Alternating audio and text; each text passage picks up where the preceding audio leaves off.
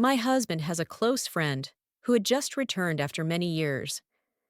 At the welcome party, for the fifth time, she deliberately provoked me and even openly acted intimate with my husband.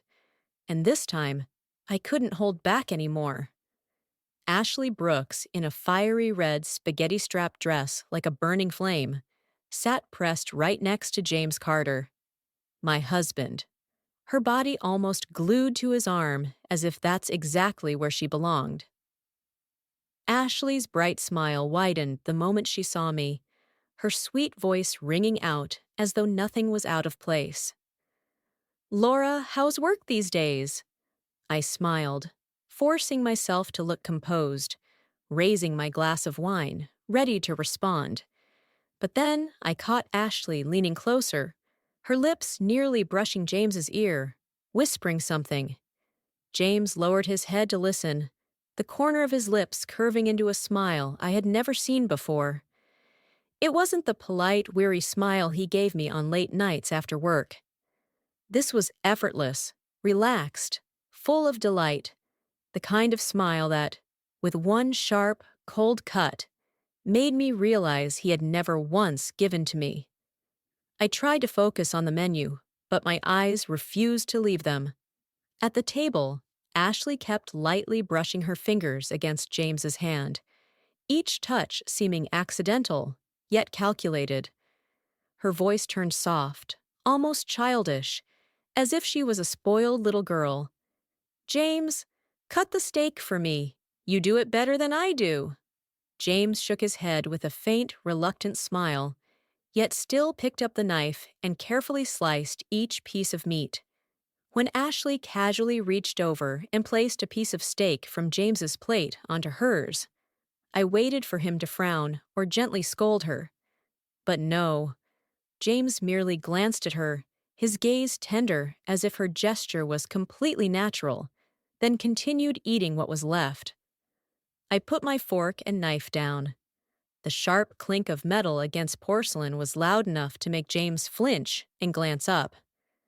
He looked at me, eyes flickering with brief unease, but almost instantly turned back to his conversation with Ashley.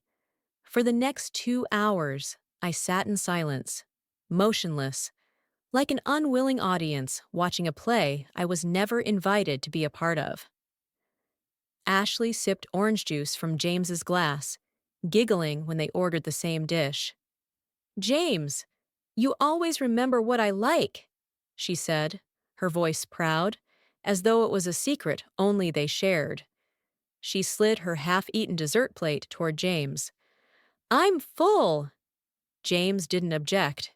He simply picked up the fork and finished it casually, like it was a habit they'd long had. Their exchanged glances, the subtle touches, the stories from their past, memories I wasn't part of. "Remember when we got lost in Paris?" Ashley laughed loudly, placing her hand on James's shoulder. James burst out laughing, his eyes lighting up as the memory returned, completely forgetting I was sitting right there, excluded from their world. The breaking point came when Ashley started talking about her struggles while studying abroad, her voice suddenly soft, trembling with emotion. "There were days I just wanted to give up, James." No one could ever understand how that felt. James looked at her, his eyes full of sympathy. And then, without a moment's hesitation, he pulled out his credit card, placed it on the table, and said the words that made my entire world collapse beneath me. "Spend whatever you want." Then suddenly, Ashley shot up from her chair. The glass of red wine tipped, spilling across my white dress. The icy liquid seeped deep, spreading like a fresh bloodstain. The sharp smell of alcohol rose, burning my nose. Ashley covered her mouth, eyes wide, feigning shock. "Oh my God, Laura! I'm so sorry. I didn't mean to." I looked down at the blotched red stain. My heart pounded, my stomach twisted. I knew this wasn't an accident. I saw the fleeting glimmer of triumph in her eyes.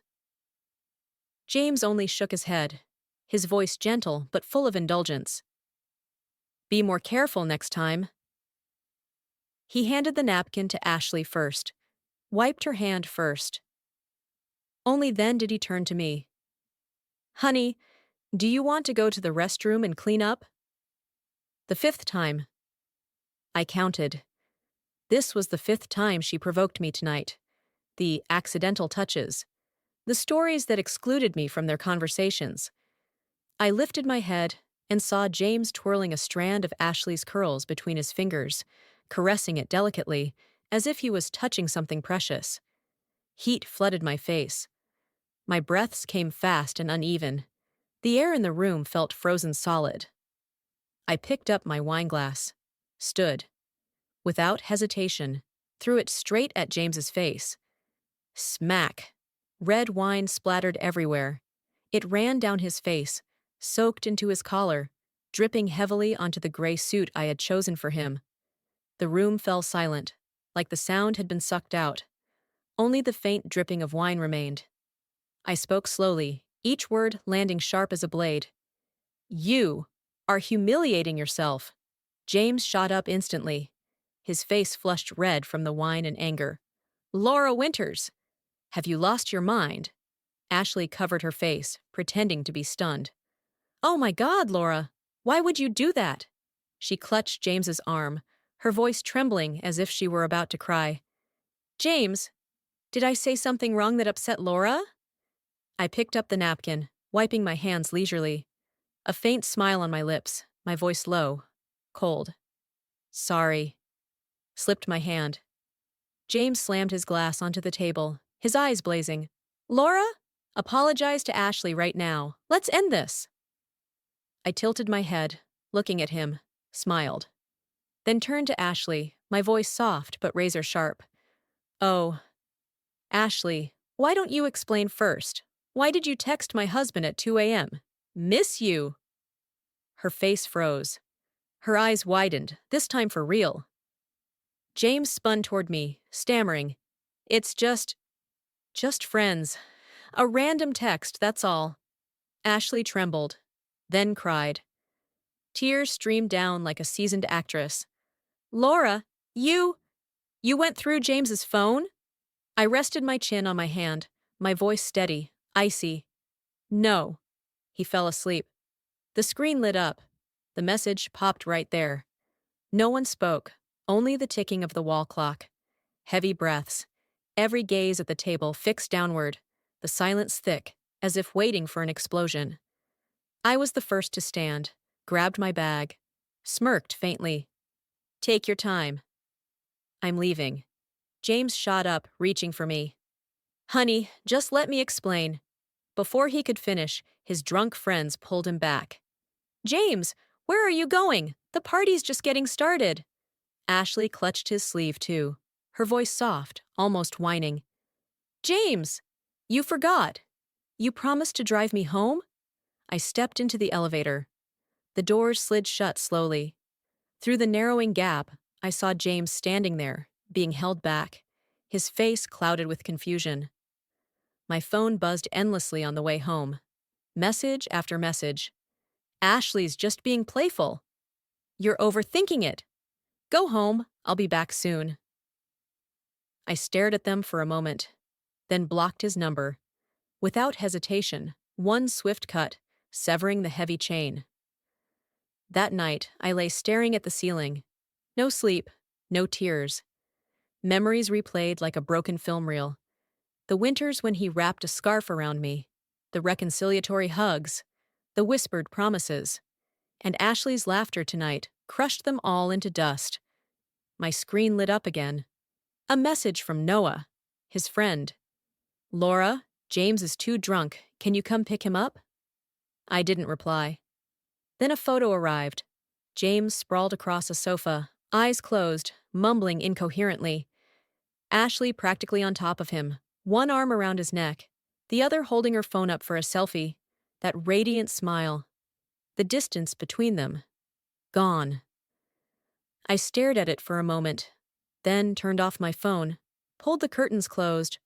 The room darkened, cold, silent. The morning light had fully broken through, soft golden rays slipping in through the window slats and casting faint streaks across the wooden floor. A deceptively peaceful calm after the storm of the night before. I walked downstairs and saw James slumped over the sofa, hair disheveled, suit crumpled, looking like a drunken wanderer who'd lost his way home. His body reeked of sharp alcohol, mixed with a faint trace of sweet lavender perfume, gentle but unfamiliar, not the scent I usually wore. That smell clung to him like a vivid reminder of Ashley, twisting my stomach as if mocking my naivety. I didn't wake him. I just quietly walked into the kitchen, poured a glass of water. The sound of it trickling echoed in the silence. Then I placed the glass on the countertop with a dry clack, loud enough to wake him. James jolted upright immediately, his body swaying as if emerging from a nightmare, eyes scanning the room in panic. "Laura!" His voice was hoarse, weak. I said nothing, just turned and walked straight to the door, bending slowly to put on my shoes, my every movement deliberate, as though I were trying to suppress the emotional surge rising inside me. "Where are you going?" he called after me, staggering across the floor, his voice still rough from the remnants of alcohol, as if trying to hold on to something slipping out of his grasp. I bent to tie my shoes, not even glancing at him, my voice calm, cold. "To work." My eyes skimmed the collar of his shirt, still stained with a faint smudge of red lipstick. No doubt another one of Ashley's accidental souvenirs from last night. Yet another trace of betrayal. "Let me drive you," he pleaded, still in the same wrinkled shirt from the night before, the collar undone, revealing flushed skin beneath. "No need," I said flatly. Just before opening the door, I paused, turned to stare at him, my tone even but sharp. "Don't come to the office today either. Clean yourself up and think hard about what we're going to do next." His face darkened, brows furrowed, eyes flashing with confusion. "What do you mean?" "I mean it's time for you to choose," I replied, voice steady, each word cutting through the heavy air between us like a blade. I looked at him, his messy hair, reddened eyes from lack of sleep, and continued, "Do you want to keep taking care of that best friend who just returned and somehow always needs you? Or do you want to hold on to this marriage?" His Adam's apple bobbed as he swallowed something bitter, his voice soft, pleading. "About last night. I can explain." I lifted my gaze, cold eyes searching his face for any sign of a lie. "Explain what? How she ended up in your arms? Or how you forgot about me last night?" "Laura." His eyes were flustered, evasive, his voice trembling. "She just got back. She's not used to things yet. I was just helping. She's just a friend." He repeated the feeble excuse, fists clenched, as though trying to convince himself more than me. "A friend?" I laughed, but the sound was dry, void of warmth, full of bitterness and pain. "James, we've been together for 10 years, married for 3. Don't you think your version of caring has already crossed the line?" His expression shifted slightly, brows drawing tighter as if I'd struck a nerve. But he still tried to defend himself, voice faltering. "You're overthinking it. Ashley and I grew up together. She's always been like that." "And you?" I cut in, voice icy, stepping closer, staring straight into his eyes. "Is your personality just letting yourself get attached to someone else's leftovers? Letting her cling to you like a tail without flinching?" "James, ask yourself," I continued, my voice lower but heavy, making him avert his gaze. "If she had no intentions toward you, why does she keep testing my boundaries?" His face grew gloomier, lips pressed tightly, and after a long silence, he sighed and admitted in a weary voice. "I admit, she has some feelings for me." I gave a faint, bitter smile. So he finally told the truth. And somehow, that truth hurt even more. James clenched his fists, his voice rough, full of despair. "But Laura, my feelings for you haven't changed. I truly have no intentions toward her." I stared him down, looking for any flicker of hesitation or guilt. But he met my gaze with such sincere eyes, it was almost unsettling.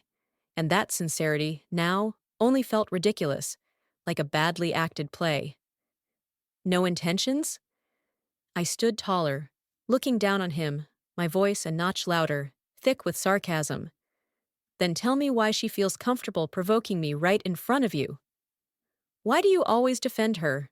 When I walked out last night and she asked you to take her home, did you hesitate even once?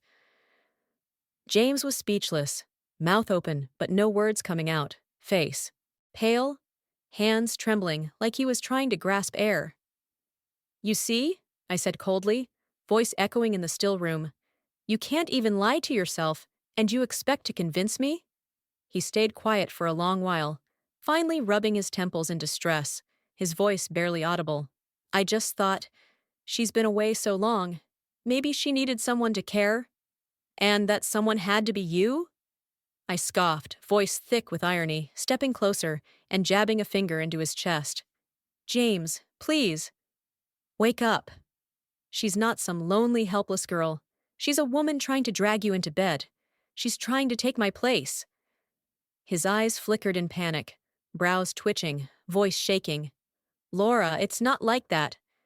Then what is it? My voice dropped, exhausted, broken. She's crossed the line again and again, and you've excused her every single time. James, are you lying to me, or just to yourself? The room fell into a thick silence, broken only by his heavy breathing and the pounding in my ears. After a long pause, he finally spoke, voice weak. So what do you want me to do? Do I really need to tell you? I stared at him, each word sharp as a blade. If you truly care about me, you'd cut her off completely. Now. He froze, face stiffening, and after a pause, he gave a hollow, self-mocking laugh, his voice gravelly. All right. I turned to grab my coat, not wanting to look at him for another second, my movements quick, like I was running from the pain. Think carefully before you come find me again. I stepped out the door, fingers ice cold, clutching the handle as my heart burned with a slow, consuming ache spreading through my chest. 10 years of love, 3 years of marriage, and this is how it ends. Or maybe I should have seen it sooner. This marriage had long shown its cracks, tiny fractures that built up over time, now split wide into a chasm I could no longer cross. Act 4. The glass facade of the office building reflected my pale, exhausted face. In the elevator, my fingers unconsciously fiddled with the strap of my watch, the one James gave me on our first wedding anniversary, now nothing more than a silent witness to the days that had fallen apart. As the door slid open, my assistant rushed over, blocking my way slightly, her voice hesitant. Mrs. Carter, Ms. Winters is waiting for you in your office. I stopped short. Ashley Winters? She nodded. Yes, she said. She had an appointment with you. I let out a faint, cold laugh and walked straight into my office. Ashley was fiddling with the photo frame on my desk. Our wedding picture. James and I smiling happily, a memory now reduced to a bitter joke. When she saw me, she flashed a sweet smile. Laura, finally, we get to meet. I walked around, pulled out my chair, and sat down, my voice flat. What do you want from me? She tilted her head, feigning innocence. James said he was supposed to take me to see some houses today, but I couldn't reach him, so I thought I'd ask you. Houses? My fingers froze above the keyboard, a sharp pang shooting through my chest, but my voice stayed steady. He drank too much last night. He's probably still sleeping. Ah, I see. She blinked, acting coy. I just got back to the country. Haven't found a place yet. James said I could stay at your place for now. Thud! I slammed the folder shut, the sharp sound making Ashley's shoulders flinch. Ashley! I looked straight at her, my words clipped and cold. If you really need a place to stay, I don't mind booking you a long-term hotel. But of course, you pay for it yourself. Her smile froze. Laura, what do you mean by that? Ashley, I raised my head, my tone cutting. Do you know this company was built by both James and me? She froze for a beat, then let out a small laugh. Of course I know, but. She leaned in, lowering her voice, her crimson-tipped nails resting on the back of my chair like a quiet challenge. James said, if I want, I can come here and help out. I stood up, towering over her, my voice sharp. Did he also tell you the initial capital for this company came from me? Her expression stiffened. I walked to the cabinet, pulled out the shareholder agreement, flipped to the last page, where James's signature was printed clearly. The clause read, in the event of infidelity during the marriage, all founding shares will automatically transfer to the other spouse. Ashley's face paled, but she forced a steady tone. You're misunderstanding. James and I are just friends. Friends? I cut her off with a cold laugh. Friends who send private, suggestive pictures? Her pupils shrank, and I continued, calm but lethal. Last December, you filmed that little teasing video on the hotel balcony in London, and he left you a heart. Ashley's lips trembled, her voice shaking. You! How do you have that? I held up my phone, opened the video, and said softly, because I know my husband better than you do. Before walking out, I threw one last line over my shoulder. If you want to compete, go ahead. Let's see if he's willing to lose everything for you. That afternoon, James unexpectedly came to pick me up from work on time, something rare in 3 years of marriage. He leaned against the car, suit neat, demeanor polished, playing the role of the perfect husband. I looked at him, my face expressionless, my gaze cold. He sighed, stepped closer, and lowered his voice. Laura, can we talk? Talk about what? I asked, my lips curling faintly in sarcasm. About how many houses you took Ashley to see today, or about who you've decided to choose. His face froze. He clearly hadn't expected me to be this direct. I didn't take her to see any houses, he rasped. I was at the company all day. Oh, really? I scoffed softly, opening the car door and sliding in. You're so busy, yet somehow still find time to stand here putting on a show for me? He didn't respond, just silently started the car, his hands gripping the steering wheel tightly. After a long silence, he finally said, I promise I won't contact her privately anymore. I stared out the window, the cityscape blurring past, offering no reply. I mean it, he added, firmer this time. I can tell her directly. I turned to him. You mean you're ready to cut her off completely? He didn't answer immediately. His throat moved as he swallowed, clearly hesitating. I let out a low, cold laugh. James, if even a simple promise like that makes you falter, what exactly are you holding on to? He finally lifted his gaze and met mine. All right, I'll make it clear to her. I didn't respond, only glanced down at my hands, a heaviness sinking deep into my chest. By the time we pulled up to the house, night had fallen. James unbuckled his seatbelt, ready to walk in with me, but then his phone rang. He glanced at the screen, froze for a second, then quickly silenced it. Work calling? I asked, smiling faintly, my tone light but laced with mockery. Yeah, there's an issue with a project. I have to head back to the company, he said, avoiding my eyes. My company. A problem, and I somehow didn't know? The lie was so clumsy I almost laughed.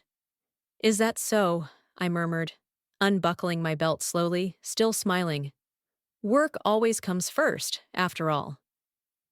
He exhaled in relief and drove off quickly like a man running from something. I stood at the doorway, watching his car disappear into the dark, then pulled out my phone. Sure enough, 30 minutes earlier, Ashley had posted an update. Feverish and so tired, no medicine at home. Attached was a photo, her in a silk slip dress, flushed cheeks, curled up on a sofa, her gaze soft and inviting. In the end, he still chose to go to her. My heart didn't ache anymore. All that remained was an empty, frozen hollow inside me, as if every last bit of feeling had been drained away. The sound of the phone ringing on the nightstand tore through the silence of the night. a shrill, piercing noise that sliced into the fragile illusion of peace in the room. I opened my eyes, lying motionless, staring at the pitch-black ceiling, letting the vibration of the ringtone pound against my already frayed nerves. The phone screen lit up, casting a pale cold blue light into the darkness, the numbers 2:17 a.m. glowing clearly on the clock. An unknown number appeared, but I knew exactly who it was. By the third ring, I reached out and picked up, my fingers trembling slightly, but without hesitation. I didn't speak, only listened, holding my breath tightly in my chest. On the other end, there were faint rustling sounds, like someone shifting on a bed, the soft dip of a mattress under the weight of two bodies, the whisper of fabric brushing against skin, suggestive and intimate. And then, Ashley's soft, sweet laugh spilled through the speaker, melting and sticky like honey. "James!" Her voice was lazy, laced with giggles, childish and needy, as if pouting to someone who adored her beyond measure. "Don't. Stop." James's breathing was heavy, thick, like suppressed fire caught in his throat, drenched in desire and lack of restraint. "Ashley." His voice came out hoarse, broken, achingly familiar. The same voice he used to whisper my name when he held me from behind, lips brushing my neck, trembling with the loss of control during our most intimate moments. But now he used that voice to call her name, and it was a knife twisting deep into my chest. My heart stopped in that instant, blood rushing to my temples, ears ringing under the crushing pressure, as if a bomb were ticking down inside my skull. I thought I'd scream, thought I'd break down and yell into the phone, but strangely, I stayed quiet. I just lay there, clutching the bedsheet so tightly my nails pierced the soft fabric, heat burning through my fingertips as if my skin were on fire. Ashley's voice came again, breathy, teasing, mockingly tender. "Gentler." James chuckled softly, didn't reply, but the sound of fabric rustling intensified, the headboard thudding rhythmically against the wall, each heavy thump pounding in time with the betrayal searing through me. I slowly closed my eyes, forcing myself to swallow the wave of pain crashing inside. It turned out the body betrays reason. My chest clenched so tight it felt impossible to breathe, as though a slab of stone pressed against my ribs, weighing down my lungs until air could barely pass. How absurd, I thought, remembering how just that morning he'd stood in front of me, eyes steady, promising, "I'll cut ties with her." His voice so firm, so convincing, like he was saving us. And now, here he was, lying in her bed, giving away pieces of himself that used to belong to me. My lips curved faintly in the darkness, a bitter, humorless smile, but when my fingers brushed my cheek, they met a cold tear sliding down silently, proof that pain could bleed out without a sound. Through the phone, Ashley's breath came faster, deliberate, dripping with meaning. "Does she know?" A brief silence. Then James's breathing quickened, and he murmured, "Know what?" "Know that you lied. Said you were working late." She paused deliberately, her giggle cutting sharp and cruel. "When really, you came to me." My lungs seized, my throat locked. She wanted me to hear this, to know the man I trusted had already betrayed me, and she was reveling in my ignorance. The phone screen still glowed, the timer climbing second by second, counting down the collapse of my marriage. "Don't say things like that." James's voice finally came steadier, but still soft, still indulgent. "She'll never find out." He didn't know I was there, listening, every word stabbing deeper, like 1,000 tiny blades. Ashley laughed softly, broken between ragged breaths. Then, "Who do you want more? Her or me?" The silence that followed was suffocating, 2 endless seconds stretching into eternity. And then James's hoarse whisper cut through it. "You!" One single word. Clean, sharp, final.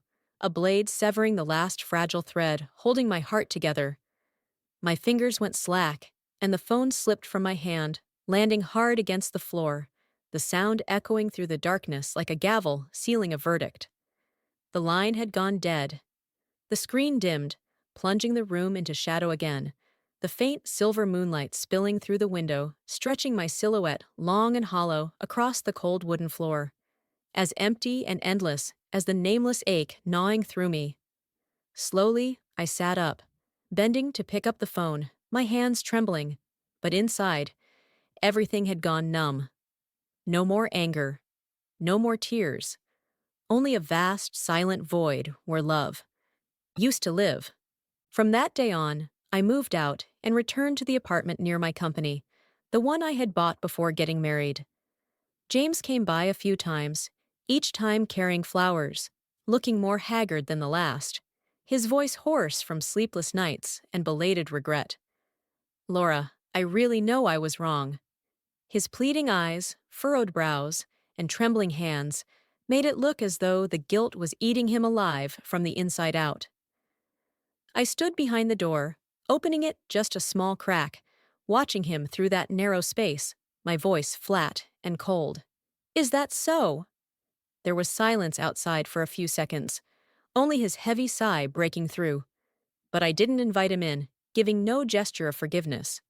He continued, his voice shaky. "I've cut off contact with Ashley. Can you give me another chance?"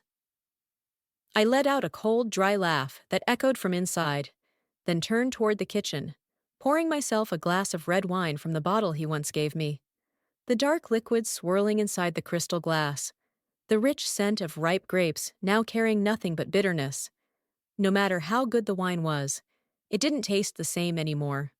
Every sip was like swallowing layers of disappointment that had built up over time.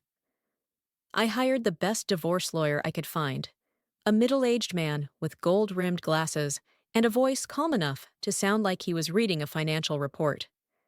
He pushed his glasses up the bridge of his nose and handed me a thick stack of documents, crisp white paper filled with neatly printed black lines. "Mrs. Carter, once he signs, the division of assets and properties will proceed exactly as you requested."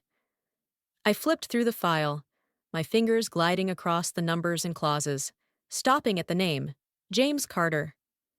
That name hit me like an old wound tearing open. The same name that once appeared on our wedding invitations, next to mine, surrounded by embossed flowers. The name I once signed next to on our savings account forms, under sweet messages and promises. And now, it would appear on divorce papers. A cold final period to close a chapter I thought would last forever. The lawyer noticed my silence. My head bowed as I stared at the page, and spoke softly, his voice professional, but tinged with faint concern. "Do you want to reconsider?" I shook my head and answered calmly, my tone even, almost businesslike. "That won't be necessary. Some people, no matter how long you wait, will never change."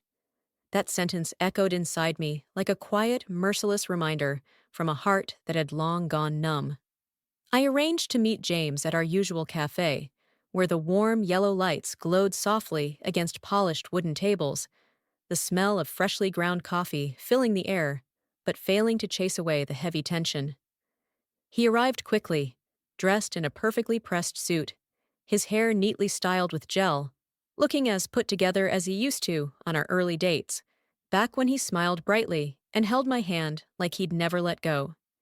He even brought a bouquet of white lilies, the delicate petals blooming quietly under a layer of clear wrapping, releasing a soft, subtle fragrance. "Laura," he said carefully, pushing the bouquet toward me, his voice low, heavy with hope. "Your favorite." His hand trembled slightly as his fingertips brushed against the flowers, his eyes searching mine anxiously. I let out a quiet laugh, gently touching one soft petal, but refusing to take the bouquet, leaving it lying on the table like an empty, meaningless gesture. "My favorite?" His smile faltered, his brows knitting slightly, caught off guard. "Before, every time you gave me flowers, I accepted them gladly." I raised my head, meeting his gaze, my voice steady but heavy with bitterness. "Not because I liked lilies, but because I thought, you remembered that I did." His face froze, the color draining slowly, his eyes widening in confusion. I still smiled, but there was no warmth left in my expression, only cold detachment. Now, I finally understand. You remembered wrong. She's the one who likes lilies, and you thought it was me. The last hint of color drained completely from his face. Laura, I didn't, he stammered. But I cut him off before he could finish, sliding the divorce papers across the table toward him, the stack of crisp white sheets printed with bold black ink sitting there like an unappealable verdict. Sign it. His eyes scanned the documents, and suddenly his pupils trembled visibly, his fingers tightening on the edges of the paper until his knuckles turned white, his nails digging into the sheets like he was desperately trying to hold on to something slipping away. I won't sign, he said abruptly, standing up, his voice breaking, raw with desperation. I won't agree to a divorce. I stared straight at him, my voice steady but cutting like glass. Then I'll see you in court. Without warning, he snatched the papers and tore them apart in front of the entire cafe. The sharp rip of the paper slicing through the quiet room as the shredded pieces fluttered down, scattering across the floor like the broken fragments of our marriage. James, this is childish, I said softly, a weary, helpless smile tugging at my lips. His chest heaved violently, his reddened eyes burning with anger and pain. Laura, you're being too jealous. Ashley and I are really just friends. Friends? Friends who sleep together? His face drained of all color instantly, lips trembling, his pupils tightening with panic, his entire body tensing. I was already on my feet, sliding my bag over my shoulder, walking away without looking back. You? He started, voice unsteady, but I didn't stop. He grabbed my wrist suddenly, his fingers gripping tightly, trembling as though he were begging. When did you find out? I lowered my gaze to his hand, those long, familiar fingers, the same ones that once slid my wedding ring onto my finger on our wedding night, shaking slightly with emotion. The same hand that, just nights ago, caressed another woman's body with hunger. That night, I said, pulling my hand free, my voice flat but thick with quiet pain. The memories vivid. His pupils constricted sharply, his body frozen like he'd been struck by lightning, his face pale and lifeless, lips parted but unable to speak. It's not. Laura, listen, I can explain, he stuttered, his voice cracking under the weight of panic. Explain what? I tilted my head, and suddenly a sharp, hollow laugh escaped me, ringing harshly through the quiet cafe. Did someone hold a gun to your head and force you to sleep with her? He stumbled back a step, his face completely drained of blood, his arms falling limp at his sides, as though every ounce of strength had left him, standing there, shattered, like a man watching his entire world collapse in front of him. The rain poured down like a heavy gray curtain, blurring the city lights, each drop striking the pavement with a steady, melancholic rhythm. I stood in front of the hospital's emergency entrance. Earlier that afternoon, while signing the final papers at the lawyer's office to end my marriage, a sudden wave of dizziness hit me, my mind spinning.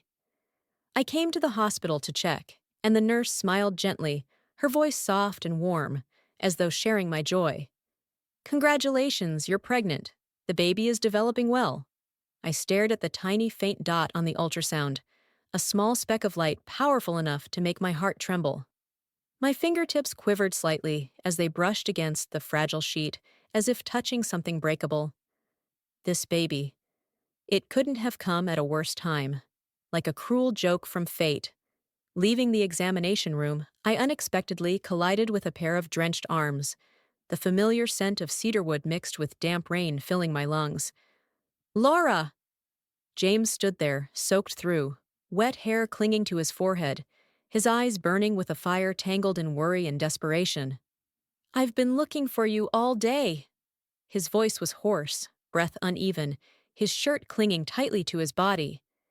His gaze fell on the ultrasound in my hand, and his words caught, strangled in his throat. Is this... He grabbed my wrist, causing the sheet to slip from my hand, the ultrasound landing on the wet ground, its corners soaking through as his stunned eyes tried to focus on the smudged letters. His face froze, then suddenly lit up with fragile joy. "We're having a baby!" His voice shook as he stepped forward to hold me, but I pushed him away, not hard, but firm enough. Bending to pick up the paper, my voice cold. "There's no baby. It was just a follow-up check."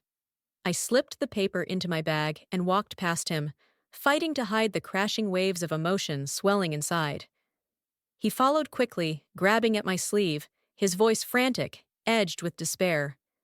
"I know I messed up. Laura!" His breath came ragged, rain streaming down his face, soaking his lashes. "I called you so many times." I unlocked my phone, the screen lighting up cold and pale, showing over 30 missed calls from his number. The phone was on silent. I said evenly, my tone flat. "Why are you here?" "Ashley said she saw your car come in here." He reached out, his hand hesitating as it rose toward my forehead, as if to check if I was okay. But I tilted my head away, a faint, tired smile tugging at my lips. "I'm fine." His expression softened a little, but his eyes darted between hope and doubt, searching for truth in my guarded silence. Finally, he rested a hand gently on my shoulder, his voice hoarse and heavy.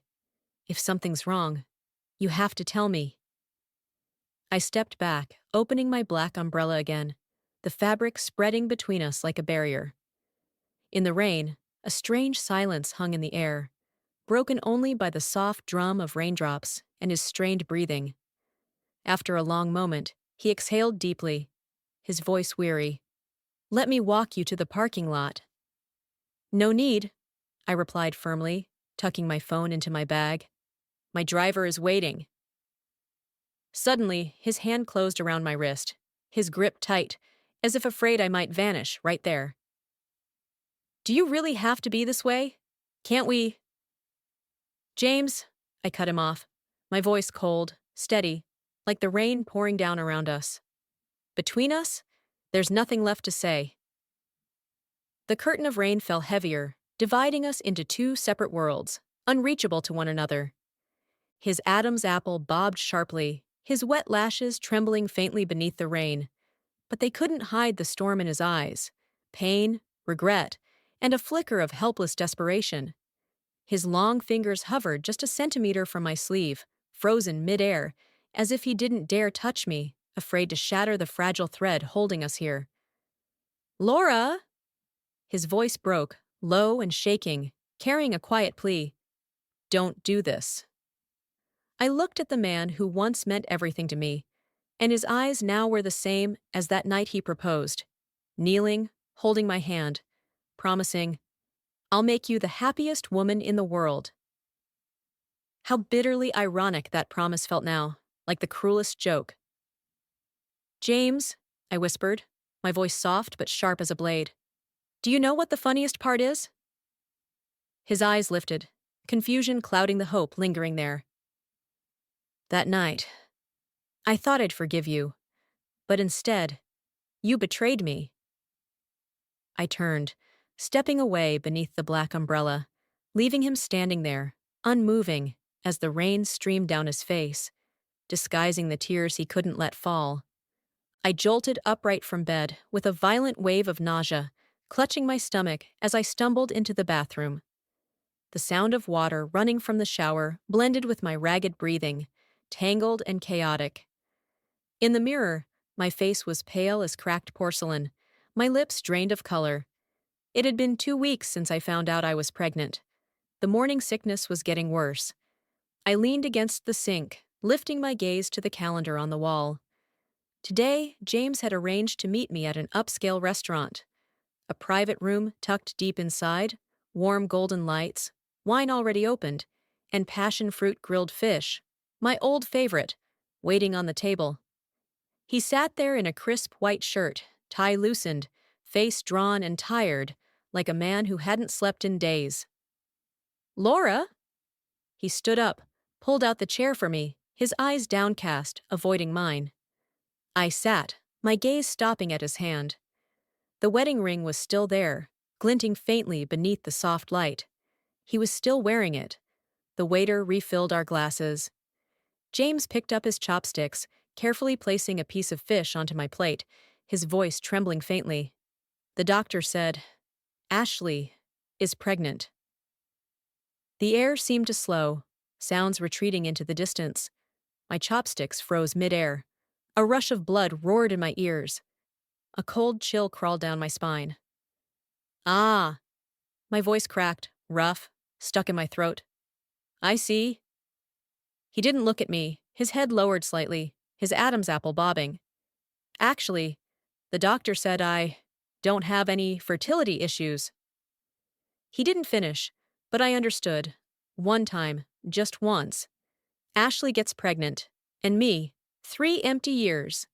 I picked up my fork, lifted the grilled fish to my mouth, the same dish I once loved most. But today, it was bitter, overpowering. The smell of the fish mixed with the heavy scent of wine, pounding against my skull. I forced it down, my stomach twisting violently, then rushed to the bathroom. When I came back, I stopped at the doorway. There, Ashley was sitting in my seat. Pale pink dress, delicate, off-shoulder. She leaned her head against James's shoulder, one hand curled lightly around his arm. The golden light washed over her curled hair, making it shimmer. She tilted her face up, smiling faintly. "Laura's throwing up that much. Don't tell me she's pregnant too?" The room froze. The sound of the air conditioner hummed so loud it was unbearable. I wiped the corner of my mouth, lifting my head to meet her gaze. My eyes were ice. James clenched his fists, fumbling for words. "Laura, you really—" Suddenly, Ashley stood up. Her pale pink dress swayed gently, the tiny rose patterns trembling with her movements. She bit her lip, her soft voice laced with hidden thorns. "Laura, I know you want to hold on to James. But faking a pregnancy, to trick him, that's going too far." My hand rested on the napkin, still. No answer. Ashley stepped closer, the scent of lavender perfume hitting my face. She grabbed my hand and pressed it hard against her stomach, her long, sharp nails digging into my skin, stinging sharply. Her voice was sweet, almost a whisper, but each word was sharp as glass. "Feel it, James's baby. Over a month now." The wine glass on the table rolled slightly. James sat frozen, wide-eyed, pupils dilating, his breath uneven, his fists clenched so tightly they trembled. "Enough!" I pulled my hand back slowly, firmly.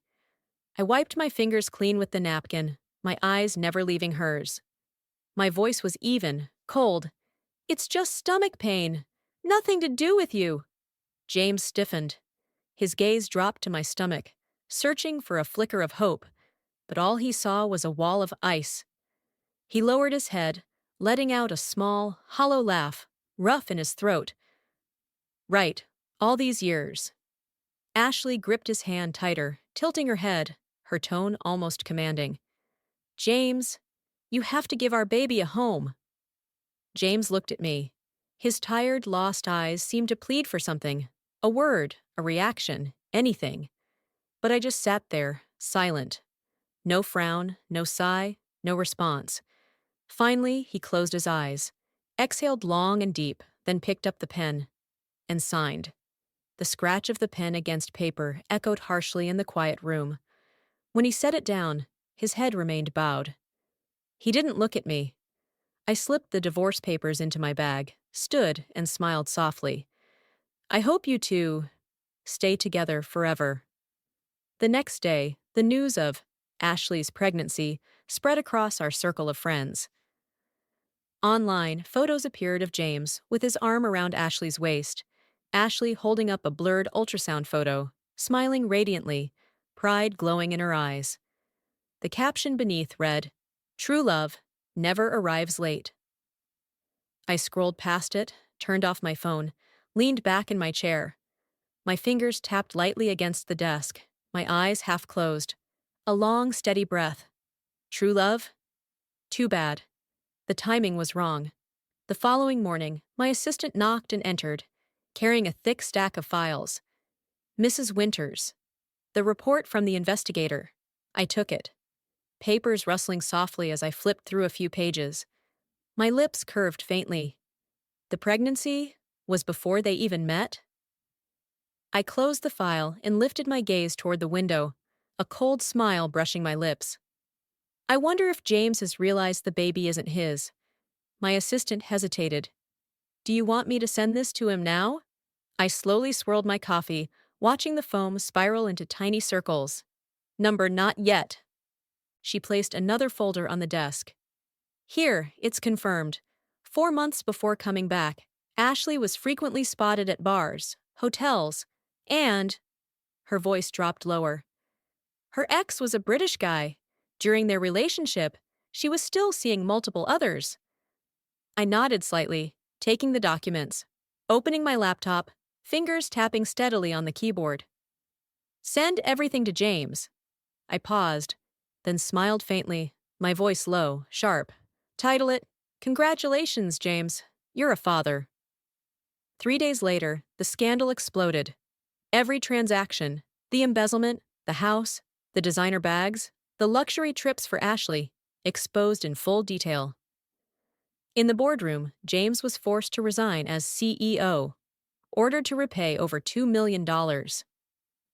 He stood there, pale as ash, lips trembling, sweat pooling at his temples. His fists clenched tightly, but uselessly. The man who once thought he had everything ended up with nothing. Victory didn't need a scream. Silence was enough. 5 years have passed. Time flowed quietly, like a summer river carrying away every painful fragment, every muffled sob, and every sleepless night. I don't know exactly when I managed to step out of that darkness. I only know that now. I'm standing somewhere entirely different. A new city, a small villa nestled on a tree-lined street. My study is wrapped in a soft calm. The afternoon light pours through the glass window, spilling across shelves of polished walnut, reflecting gently on the paintings I chose myself, with not a single corner left haunted by the shadows of old memories. Click. The door creaks open, a sliver of light slipping in from the hallway. A tiny head peeks in, her little ponytail swaying playfully with each step. Trina, my daughter, 5 years old. Her small arms clutch a thick sketchbook, and her bright eyes sparkle like dewdrops catching sunlight. Mommy! I look up, a faint smile blooming at the corner of my lips. She walks in, the sunlight falling from behind her, outlining her little floral dress with a soft golden halo. I set my pen down, opening my arms. Come here, sweetheart. The sound of her tiny feet pattering across the floor. Then she's in my arms. The soft scent of milk, the faint warmth of the sun tangled in her hair, strands brushing gently against my chin. She holds up her sketchbook, her voice brimming with excitement, like she's just discovered treasure. Look, Mommy! I drew this in art class today. I take the book and flip through the pages. Crayon strokes glimmer faintly under the afternoon light, and then one drawing makes me pause. A little girl with pigtails standing before a castle, beside a woman in a long dress, holding her hand. Disneyland, I whisper, as memories sweep over me like a gentle breeze. That day, the sky was impossibly blue, her laughter echoing through the vastness, and I remember standing there, my heart lighter than air. She nods eagerly, her eyes curving like a crescent moon. You promised. You'd take me there again. Remember. I stroke her silky, soft hair, letting my fingers weave through the tiny strands, my heart slowing for just a beat. I remember. Next week, our class is going to the zoo, she bursts out, then leans closer, whispering like she's sharing the world's biggest secret. I want to see the giraffes and the pandas, too. I laugh softly, my smile reaching my eyes, planting a gentle kiss on her little head. Mmm, we'll go together, I promise. Outside the window, the late afternoon sky fades slowly, the last rays of sunlight spilling across the wooden floor like gold, wrapping us in a quiet embrace, me and this tiny little soul curled up in my lap. And in that moment, I realize freedom isn't about forgetting the past, it's about accepting that it's behind you and learning to love what you have right now.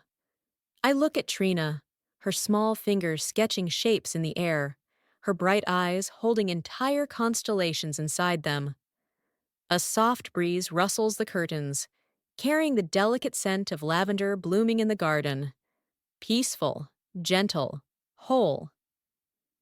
Sometimes freedom isn't in leaving, it's in the moment you choose to hold your own happiness. I close my eyes, leaning back in my chair, taking in the deep breath of a summer afternoon where the sound of a child's laughter fills a sunlit room. And I know my journey has reached a quiet pause, a new beginning, a new life. After everything. If it were you, would you choose forgiveness? Or would you choose to start over? Share your thoughts with me in the comments below. I'll read every single one. And don't forget to subscribe to the channel.